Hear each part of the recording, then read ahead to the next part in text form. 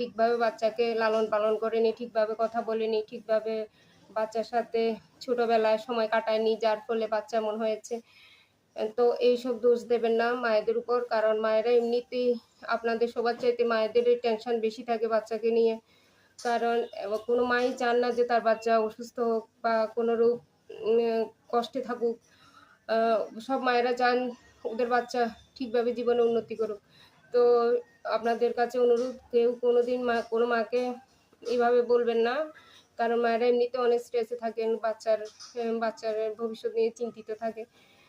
তো ফ্যামিলির সাপোর্টটা দরকার। ফ্যামিলির সবাই যদি বাচ্চার মায়ের পাশে থাকে তাহলে সেই মা আরো অনেক দ্বিগুণ উৎসাহিত হবে বাচ্চার সাথে কাজ করতে, বাচ্চাকে থেরাপি করাতে এবং বাচ্চার ধীরে, ধীরে এতে বাচ্চার উন্নতিই হবে।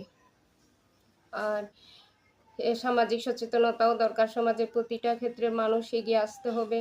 অটিজম কোনো রোগ নয়। মনে রাখবেন এটা কোনো অভিশাপ নয়। হ্যাঁ, শুধু একটা ফ্যামিলি বাবা-মা ওদের কোন জন্মের অভিশাপের ফলে এমন বাচ্চা হয়েছে এটা বলবেন না কেউ। আর এসব বলে মা-বাবার মন ভেঙে দেবেন না। মনে রাখবেন এসব বাচ্চা এগুলো খুবই স্পেশাল। হ্যাঁ, ওদের মনের মধ্যে কোনো ছলনা নেই, কোনো আ খা অসৎ উদ্দেশ্য নেই। ওরা একেবারেই শিশু, ওরা বড় হলে ওরা শিশুর মতোই পবিত্র থাকে। তাই এসব বাচ্চাদের পাশে থাকুন।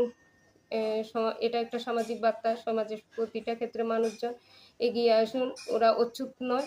ওদের আপনারাও সবাই এগিয়ে এসে সহযোগিতা করুন। রাস্তায় দেখলে কথা বলুন। ওদের সাথে সুস্থ স্বাভাবিক আচরণ করুন যাতে ওরাও জীবনে একজন সুস্থ ব্যক্তি হিসাবে স্বাভাবিক জীবনযাপন করতে পারে।